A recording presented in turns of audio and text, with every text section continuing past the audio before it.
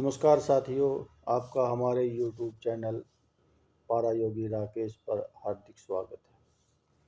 आज हम आपके साथ बादल क्यों फटते हैं इस पर चर्चा करेंगे। Cloud burst.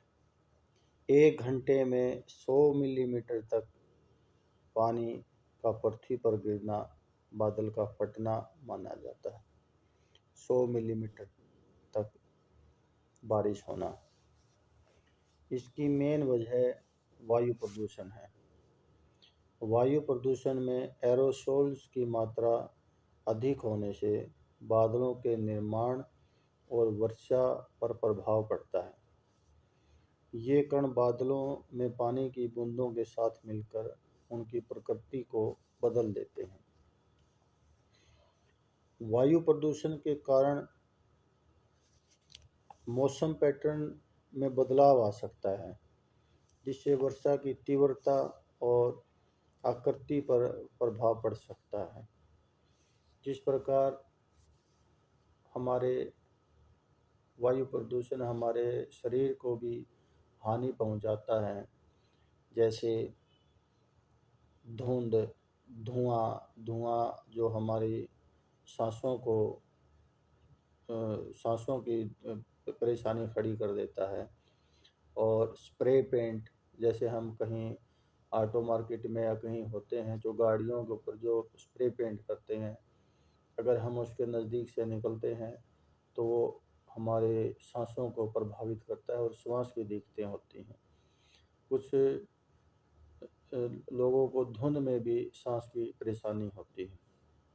इसी तरह से जैसे हमारे शरीर को परेशानी होती है, तो उसी तरह पर्यावरण की वजह से हमारे वायुमंडल को भी परेशानी होती है। ये एक सीधा और बड़ा साधारण विश्लेषण जो है मैंने आपको बताया है।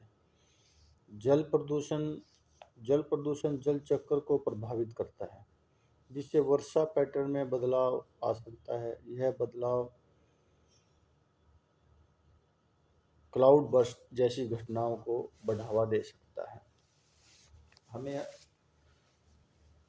वायुमंडल की रक्षा के लिए सदैव निरंतर कार्य करते रहना चाहिए, क्योंकि इन घटनाओं से हम मानव जीवन तो प्रभावित होता ही होता है, साथ में वन्य जीवन भी प्रभावित होता है। और जो हमारे आवश्यक संसाधन हैं, हमारी सड़कें हैं या अन्य संसाधन हैं, उनको भी काफ़ी नुकसान कई बार उठाना पड़ता है। तो ये मैंने आपको बताया कि एरोसोल्स की वजह से जो है बादल फटने की घटनाएं होती हैं। हमारे देश भारत में ऐसी घटनाएं साल में 18 से 20 के करीब होती हैं, जिससे बड़ा भारी नुकसान जनजीवन को उठाना पड़ता है। इसके लिए हमें सबसे आवश्यक है कि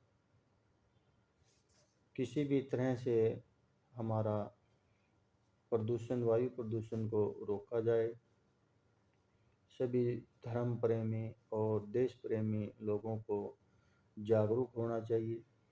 जो हमारे प्राकृतिक संसाधन हैं, उनका दोहन विकास के लिए करना आवश्यक भी है, जिससे राष्ट्र का निर्माण भी होता है और आर्थिक मदद भी राष्ट्र को होती है।